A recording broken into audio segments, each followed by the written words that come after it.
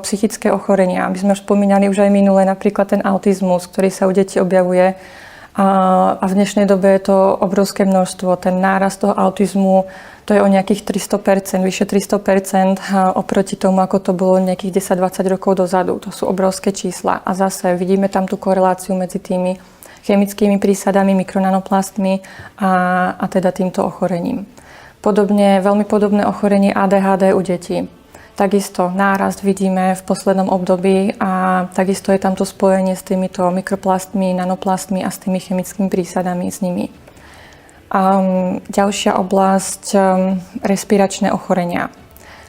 Tam je tých ochorení takisto celkom dosť, ktoré sa dajú. Respektíve ešte by som dodala do toho neurovývojové ochorenia, takisto